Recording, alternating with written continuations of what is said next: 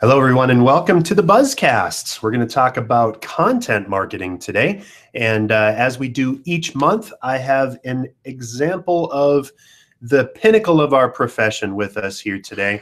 I, of course, am your host for the afternoon, but Michelle Hanson, BizzyWeb's Director of Digital Marketing, is also here with us on the BuzzCast. So, Michelle, tell us just a little bit about yourself. How do you know how to do all this crazy stuff, and where do you fit into the BizzyWeb hive? Well, I have been working in communications and marketing for almost 25 years. I have been doing content marketing since 2000 and have been with BizzyWeb now for close to 3 years. Awesome. Yeah, it's been 3 years, and we've actually worked together for a long time. So we were together originally at Thomson Reuters, which was then West Group. Mm-hmm. And so Michelle absolutely knows her stuff. She directs everything that happens inside of our Buzz Builders marketing programs. So for all of our clients, hello, and this is Michelle. I'm sure you met her before, but for all of our prospective clients, this is the genius that you're going to be working with. So we have a fantastic team. Michelle leads those folks up. So that's who you're talking to. And now I want to take a second and share how you can ask us questions today. So I'm going to screen share back over, and we are going to present to everyone again, of course. But then if you have a question during today's event, the easiest way to do that is to go to this link. So if you click on the YouTube Live directly link that I just highlighted. If you click that, it's going to take you to this page, and I'm actually going to pause that so you don't have to see it again. But you'll note on the page inside of the YouTube Live window that there's a live chat window. So over on the right, you'll see the live chat, and then from live chat, you can simply ask a question here. If you ask us questions, we'll do our best to answer those. We have a whole bunch of folks on the BuzzCast already, so don't be shy about asking questions. We'd love to take those questions. And again, specifically, ideally today, about how to manage your content for your business. So without further ado then, let's get down to that. First, BizzyWeb, of course, is a digital marketing agency. We do all of this stuff for a living, and including and especially content marketing for our clients. Through our Buzz Builders marketing services, we help folks with email marketing and writing, blog posting and writing, sourcing images, sourcing videos, putting things out on Google Ads, Facebook social media engagement programs. Whatever you need digitally, BizzyWeb can help you, including building a website for you. When BizzyWeb builds websites, we create those sites so that when you publish content on your website, that content is automatically posted across all of your social networks, Facebook, LinkedIn, Twitter, Google+, Pinterest, what have you. We broadcast that across as many places as possible so that you can work smarter and not harder. All right, so here's what we're going to talk about today. We're going to go through content basics, what you need to know, how you need to think about content, and then we're going to go into text, images, and video, curation of content, the art of finding other things and presenting them for your customers or prospects, planning, how to make sure that you're going to do all of this on a regular basis because consistency is key, and then as a bonus, we're going to talk through how to focus on your best markets via marketing personas. Marketing personas is a geek marketer term, but it's very, very helpful as a thought exercise to help you get out of your voice and help you to stop thinking about you and start thinking about the people that really matter, your customers. So again, if you have questions during the event today, use that YouTube Live link, but let's get down to business. First, content. Here's what you need to know, and I'll have Michelle add commentary in on here, but really, you need to know your audience more than anything. If I'm building content, or if I'm writing a post for my customers, it needs to be about them. Seems very blaringly, crazily obvious by just saying it, but we always get caught up in talking about ourselves. And if you look at the websites of probably 80% of any business, you're going to see that it's more often than not that they've been in business for 15 years, that they do X, Y, and Z, who they are, what they do, and instead they should be focusing on what we do for you.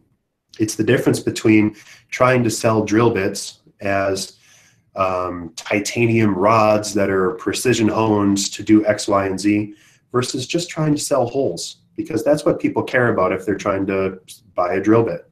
So think about the hole that you fill for your audience and write about that first and foremost and always, and you can't go wrong with content. Next, you're going to want to think about engagement. We have a lot of ways that we work on engagement, and I'll let Michelle talk about that as we move through the slides. But really, the more you can engage people in conversation, it's the difference between posting an article that's 3 ways that you need to do something versus just writing a boring email about something that is all about you. If I wrote something that said, BizzyWeb has been in business for 19 years and we employ 17 people that do X, Y, and Z, and we spend 38 hours per day on X, Y, and that's very boring. But instead, just go to what you can do, engage people, ask questions, post funny and interesting things, and that's what's going to be your clue or what's really going to make content work for you. Next, CTA or GTFO. I'll let you go to the Urban Dictionary for GTFO, but CTA stands for calls to action. It's all about getting people to take some physical next step. So if you're not telling people what to do, if your marketing is the digital equivalent of Where's Waldo, you're not going to get the results that you're looking for. And so easy calls to action, like follow this link, click here, register today, call us, stop in. All of that stuff is important and needs to be very central to building your content. And then SEO, or search engine optimization, is making yourself findable by Google and by everyone else. We'll talk through how to mix it up and be consistent, but I want to give Michelle a little bit of time to chat because I'm just yammering away. So Michelle, what do you think when we counsel our clients on content and what they need to do as part of any given Buzz Builders program as we're setting up strategies? What do you first go to, and what are the things that you counsel them on? Like, what do they just need to do as far as content? How much is enough, or where should they go? Well, as far as how much is enough, there's no solid answer for that. I can't say post 1 time a month or post 4 times a week. It's more about posting consistently and posting quality information that your customers are interested in. Right. So consistency, quality, and then as we build strategies for clients, is it you should just focus on Facebook 100%, or do we tell people you need to write X amount of articles? Does it have to be a mix?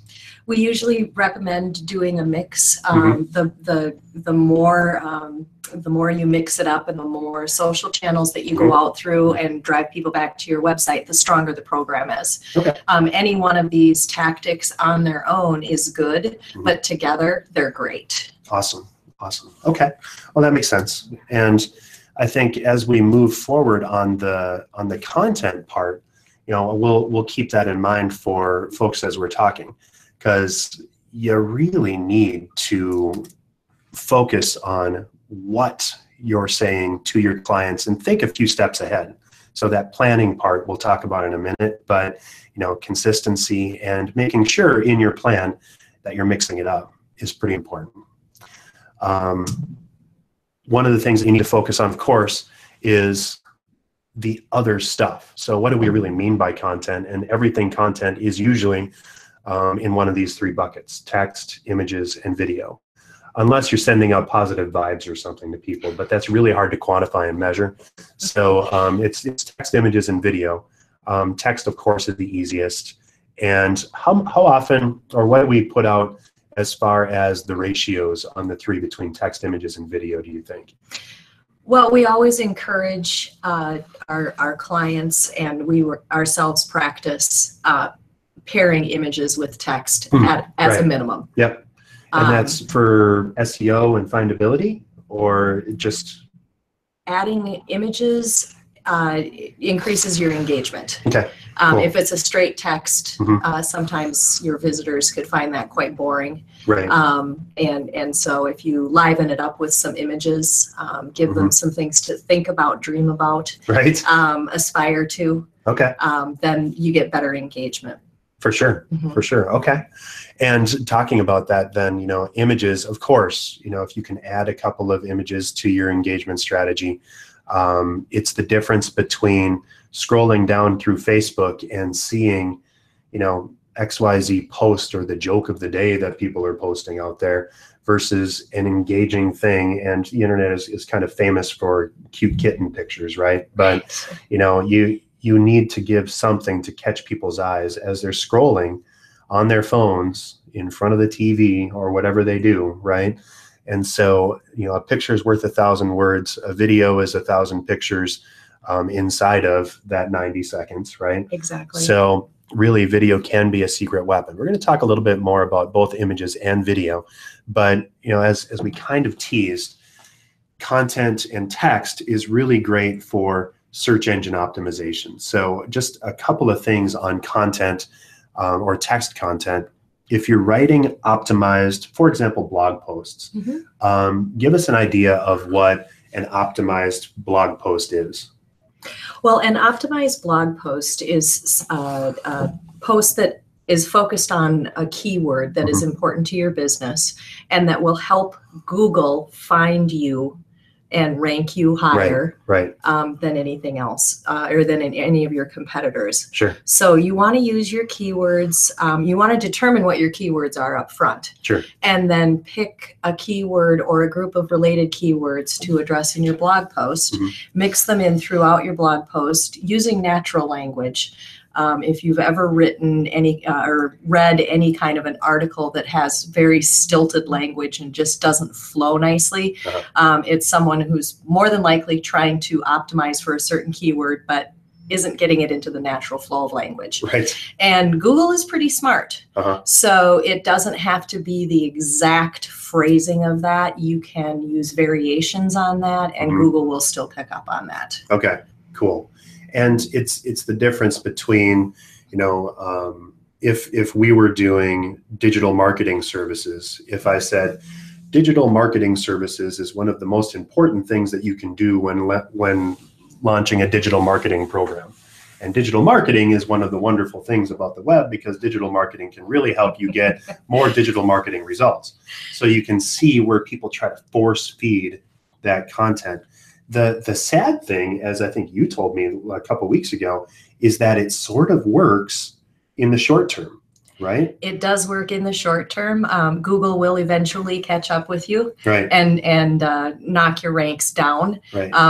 They call that keyword stuffing. Yeah. So that's something you want to stay with. It's a short term temporary strategy, a black hat strategy, right, that will work, you know, like I said, in the short term, but in the long term, it will only hurt your business. Right. So you don't need to oversaturate your blog posts with the keywords. There's, you know, we have some recommendations that we give our clients where it needs to be. You need to have it in the title, the subtitle, the first heading, in the first paragraph, and then sprinkle it 3 or 4 times throughout the post. Right. If you can get it into your summary paragraph, your call to action again, that's great. Okay. But you can get downgraded for using it too many times. Okay. So keep it simple.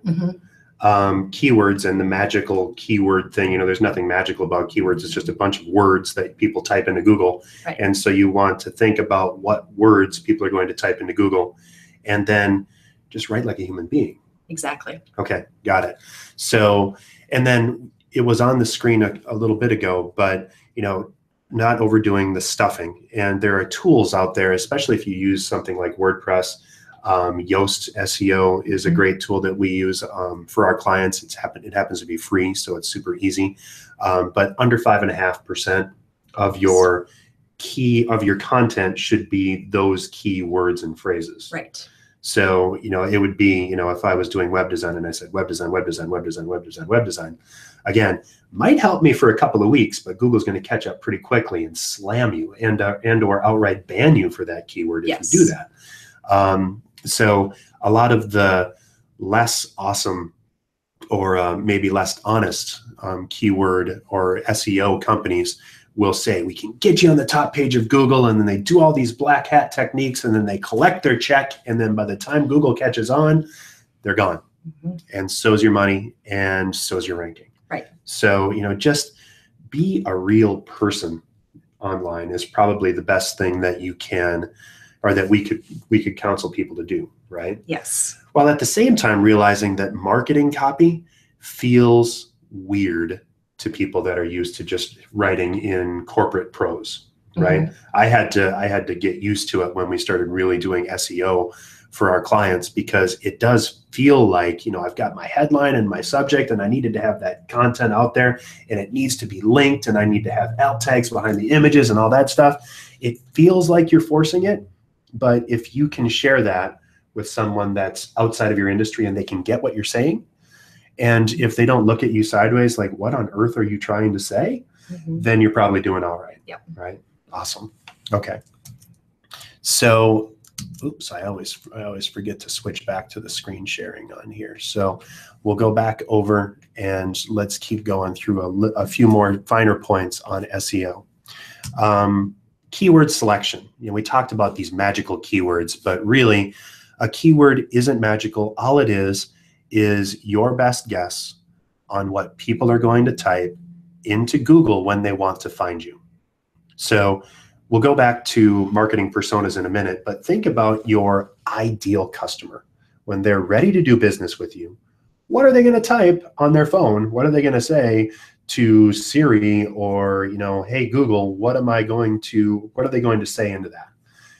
Match that and come up with what you need to do. So, there's the Google keyword planning tool, which is built around AdWords, but really it's a really handy tool to help you plan your high traffic and low competition keywords and phrases, but, focus on what you need to do. And of course, having it in your URL. So if you have a website and your site has gobbledygook in every URL, if it says // equals and then a bunch of digits, doesn't help you. But if I'm writing the small business SEO guide, having small-business-SEO-guide is a great way to make sure that you're being seen. And it makes it more likely that people are just going to click on it, because it's just underlining and underscoring what they need to think about. So again, finding the balance between readable content and keywords, quality over quantity. Stuffing keywords does not help. And make sure that you just load, it's basic journalism, but get to the point right away. Yes. Right. If you have a long flowing 300-word article that, talks about the history of the world or something, people don't care. What you need to do is, inside of the first 10 seconds, give them why they should care and get them to the next step. We'll talk about calls to action in a couple of minutes, but it really is all about the entire world has enhanced or increased speed such that if you can't capture someone's attention and get them the point, or at least give them a teaser on what the point is going to be to draw them further in, you've lost them inside of the first 10 seconds. Yes. It's what some folks call above the fold content or first glance, right? So if I open up my phone and I see an email from you and the subject line is long and it gets cut off on my browser, or if it's not immediately clear what on earth you're even trying to say, it's high likelihood I'm just going to swipe and delete that message. But if I write something clear and engaging and it tells me what the point is and what I can expect, I'm much more likely to dig in deeper. And really, when you think about search engine optimization, content in general, it's your job to make things as usable as possible for your end user. And Google rewards usability. Because think about what Google is, right? Google, their entire job is when people type something, they need to give them what they're looking for.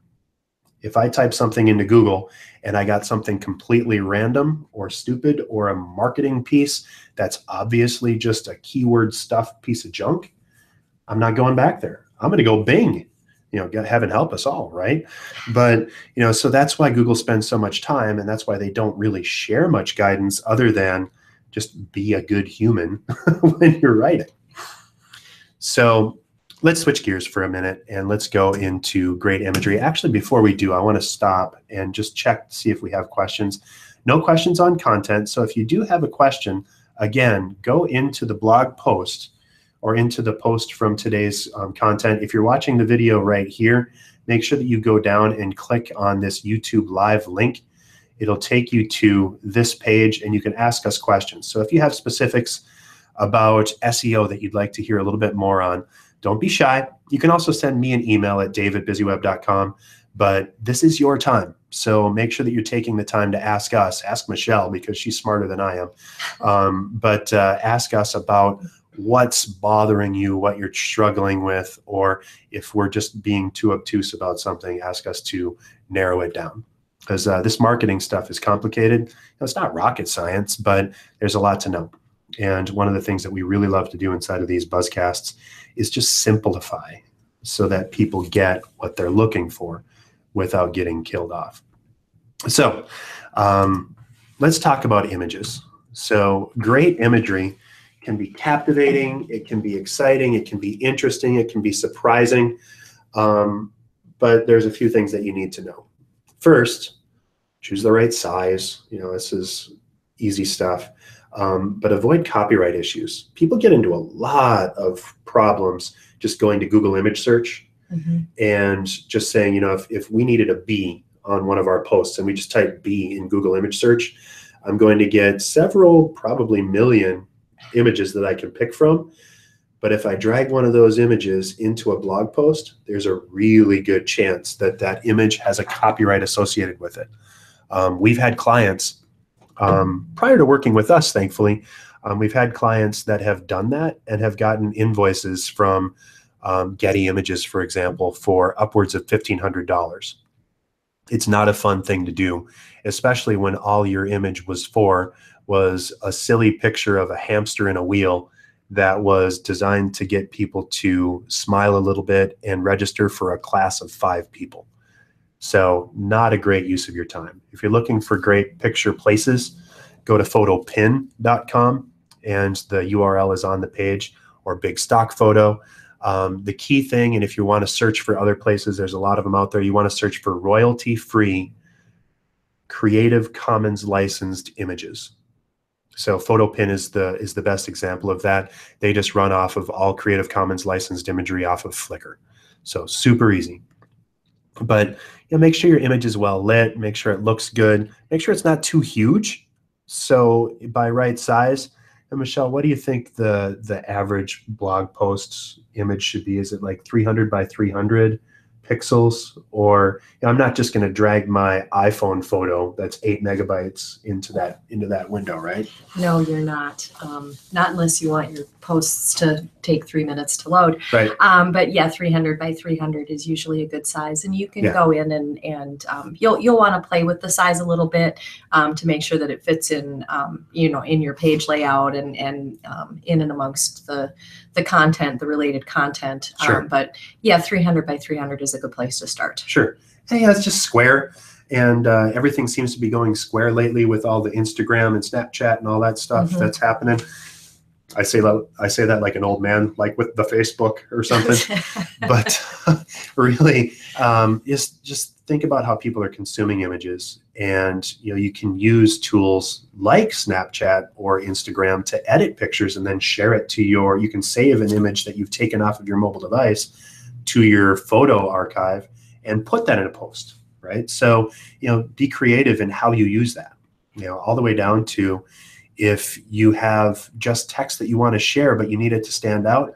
Facebook now lets you put a colored background behind your posts. And it's kind of a pet peeve of mine, especially when it's completely random and boring text that people put out there. But it is a way to make your stuff stand out. So, you just keep changing it out. measure, look at what works, and do more of that. So images, we got video. I have an entire seminar on using video. So if you're interested, I'll share with you a quick link at the end of this talk that will link you back to other handy resources. But just if you're going to do a video, tell people that you've got a video. Of course, if you're sharing it on Facebook, it's not a big deal. But 90 seconds or so, and you can use it for product demos, testimonials, promotions. BizzyWeb once a month does a more funny video that's just kind of designed to engage people and share a little bit of our personality. We tend to be a little irreverent, a little silly, and we like to have fun. And so we put some stuff in our monthly videos that can be fun. But if you're going to try, I would use YouTube whenever possible. If you're doing a blog post, Facebook Live is tremendous. Facebook Live has really gotten popular.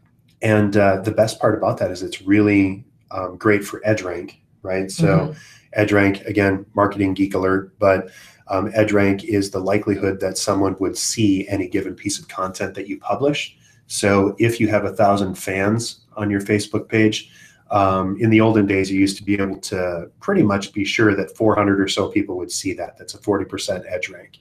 Now it's more like 2%. So if you have 1,000 fans, maybe 20 people will see any given piece of content, unless it's live video. Live video is more in that 40% range still. So shoot a live video, just interview a client.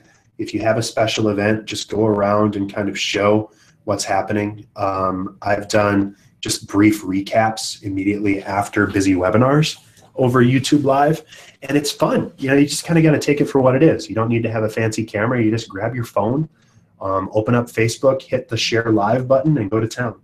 It's easy. I'm going to let Michelle lead this one. Talk to us about the art of content curation. What does that mean? Well, curation is a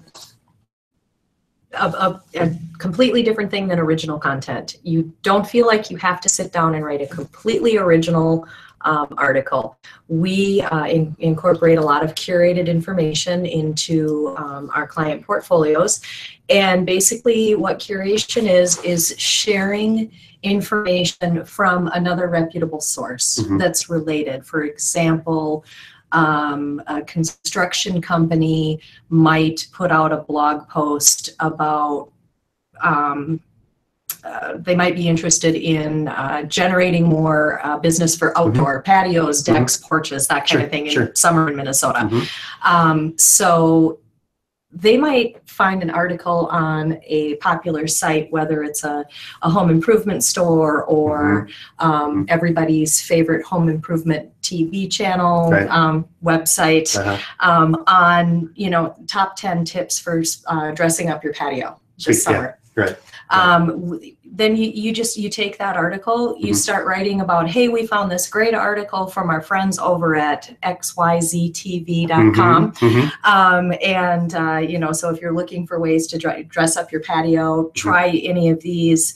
You link to the article, you put a few tips in from the article, and then follow it up with, we hope you love these ideas. If you're interested in expanding your patio, or if you need a new deck or whatever it is, and you get your call to action in there and say, call construction company xyz.com and we'll help you out with that. So it's using content from another reputable source, sharing it with your visitors.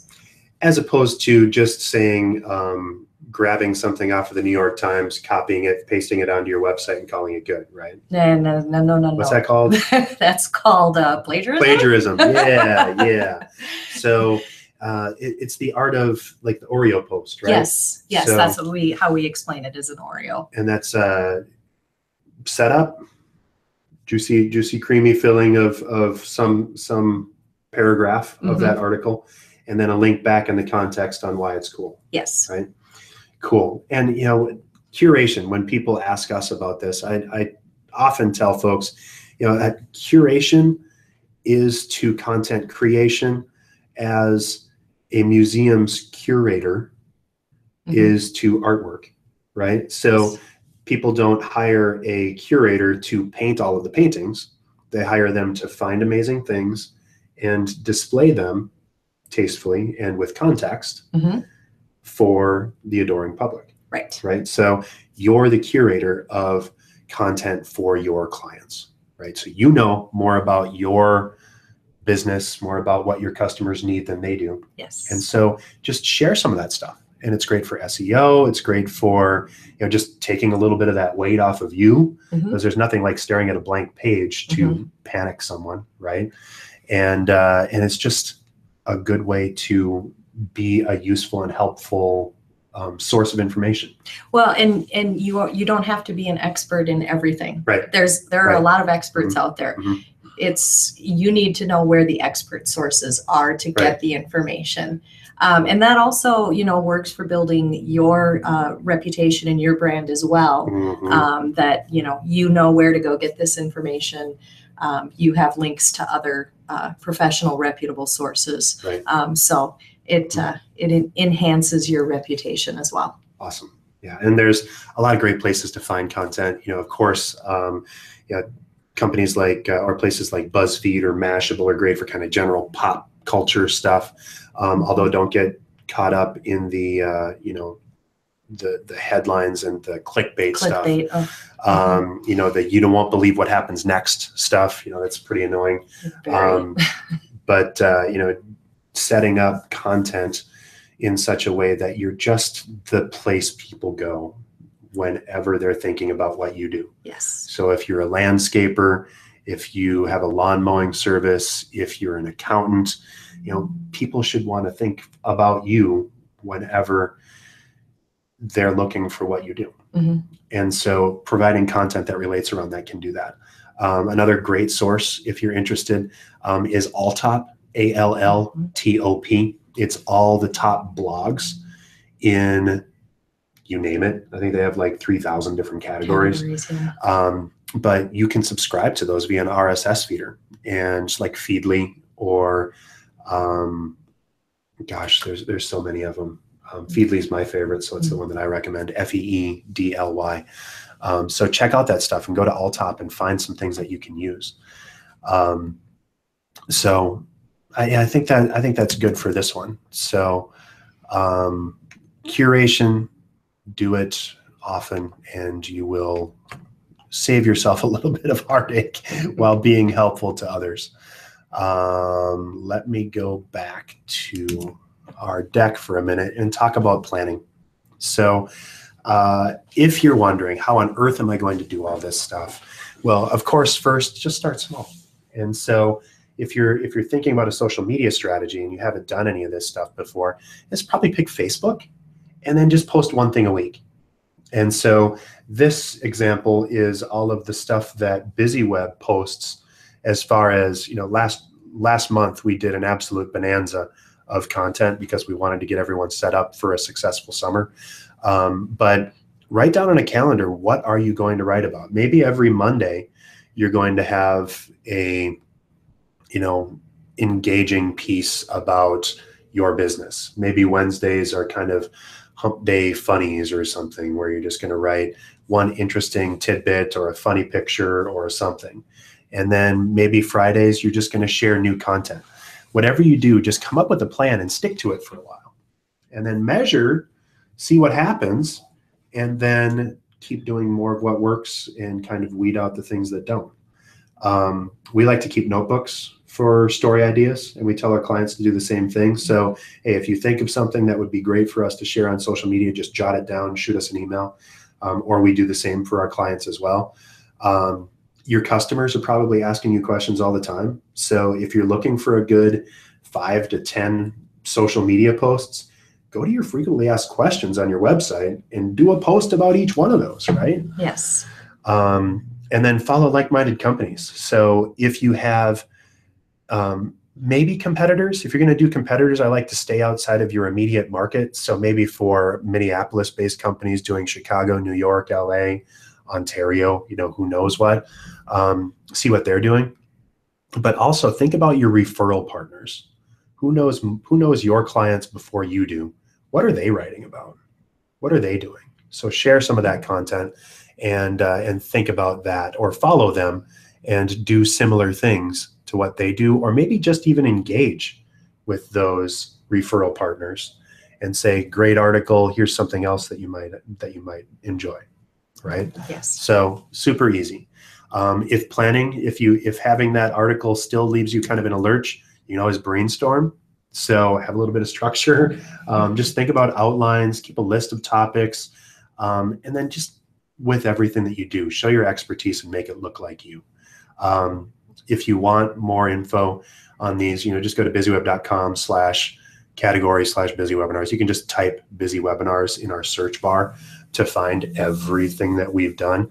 I just looked before we published, and we actually have 260 videos out now on YouTube. So there's a lot of stuff out there, but we have videos about how to do everything that we've talked about so far. If you have a bunch of questions, here's a way to turn questions into posts. So you have some questions from your clients, like, how do I ensure my pipes won't burst? 5 ways to protect your pipes from freezing this winter. What's the simple way to pick the right wine? Red or white? 5 simple wine pairing tips, right? This isn't rocket science. Just take your questions that people ask you and apply it in a way that's going to grab their attention. One thing that you'll notice about all of those headlines or all of those subjects, they all have a number in them. Seems like people really respond to numbers. So 5 ways, 3 mileage questions, 5 tips, 10 ways to sell more tickets. What you do with numbers is you're kind of letting people off and telling them how much time they're going to need to spend on that article. Exactly. So other headline tips or things to think about? How to. Oh, yeah. How to is a big one. Yep. So how to do whatever you do in your business, right? Yes. Or what you need to know, right? I was reading an article the other day, and it was quantifying the most or the best response driven headlines. And actually the what you need to know was the #1 key phrase inside of any highly engaged social media post. Right. Followed by, top 3 and some of the other things. It's not, you won't believe what happens next. That's high on the annoying factor. People have caught on to that one. Yeah. But just look at what people are doing and note what you click on, because you're probably in lockstep with your clients. And so if you're browsing through social media, if you're on your Facebook one evening and you're just compelled to click that, maybe jot down what made you want to click. And think about that, because you're the same as your customers. Of course, if you're an accountant and you're looking for entrepreneurs, you probably are more engaged with ROI and TPS reports than your clients might be. But think about what engages you. Think about, more importantly, what engages them.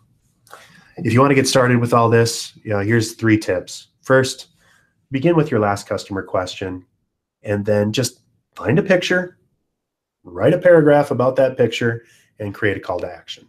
This doesn't need to be rocket science. So try that on your next social media post and track how it goes. Facebook has insights. There's all kinds of content. There's all kinds of stuff that you can do inside of content. The key thing is, if you're going to be successful in digital marketing, you have to almost be a professional tinkerer. You need to try things, see what works, and be comfortable with continually improving, right? Yes. And that's one of the things that we say with our clients when we start. There's going to be at least 3 months or so that we're going to be playing, and we're not going to guarantee that it's going to get 10,000 views right away, because we need to get a feel for how all of this works, right? And a lot of what we're talking about here is organic. Right. And organic just takes time to build. Right. And we usually say, for your organic keyword traffic to start building and your ranks to start going up, you have to give it 4 to 6 months. Right. Of being consistent. But yes, with our clients, we tinker every month. We go back, we analyze what we did, how it worked, and then how can we make it better? How can we tinker with this to have better results next month? Right. So we do that every month with our clients. So we're continuously playing with new technologies, new ideas. Right. It's a lot of What's fun. Snapchat going to do for this, or whatever? And organic versus like paid. Right. Yes. Yeah. So organic SEO, organic search engine optimization, is the art of just getting you to rank without any other outside help. Yes. So lots of great content that's targeted towards the keywords that you look for. That's organic rankings. That's organic. It takes a while to build, but it stays with you long term. Whereas paid is a short-term strategy that, it's a quick hit, but as soon as you stop paying for it, it's gone. Right. So, and I think the key is that both are useful and both can be incredibly effective. It's almost like carb loading before a marathon, right? Like obviously I'm not a runner, but if you do what you need, like advertising is that carb load. Yes. It's going to get you through that next 6 hours. For me, it'd probably be 14 hours for a marathon, but it's going to get you through that next few hours. But SEO is the long haul. The organic part is the long haul. Yep. Okay, cool. Yep. Awesome. Well, one last thing, and we kind of had I promised folks that I would do this earlier. And so if you want to know more about personas, as we talked about this a little bit, I want to just cover in a little bit more depth what personas are and what that means. So let's talk about that.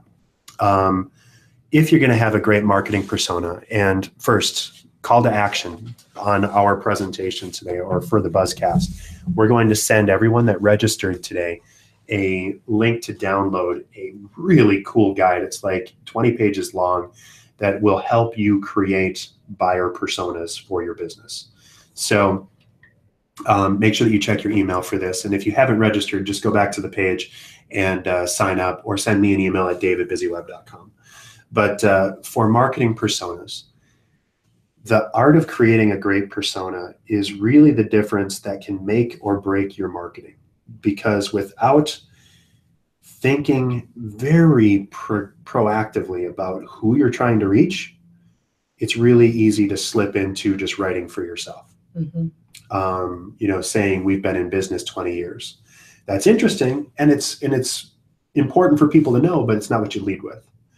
Thinking about what you do in a cocktail party, right? When you're interacting with people, having a great marketing persona is the act of asking great questions in a cocktail party versus just launching into all the intricacies of your job or telling people what you had for lunch that day in boring, droning detail, right? Right. So great conversation is the art of marketing. And so you need to know your people or know who you're trying to reach, since you can't just see if they're glassing over when you're talking to them. So, know your audience. Are they women aged 30 to 45 who are interested in stamp collecting and race car driving? It's probably a pretty broad range, but are they parents of school-age kids in specific communities around your physical business? Are they on Facebook? Are they Snapchatters? Are they on Twitter, or do they spend most of their time on LinkedIn? What do they search for?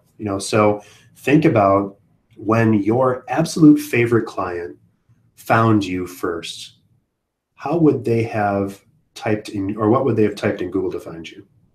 And so for BizzyWeb, it's probably digital marketing agency. It's probably email marketing help. It's probably, advertising, whatever, right? So those are the keywords that people would search for. And then you just need to load up with as much content as you can around those topics, around what they're already searching for. So thinking about how you can help them, the one step beyond what you do, and instead focusing on what the net effect of what you do is, right? So it's either one step before or one step after what you do is what you want to write toward. And by that, I mean, web design is what I do, or digital marketing is what we do. But the next step before is we help you figure out how to make your marketing work for you. Mm-hmm.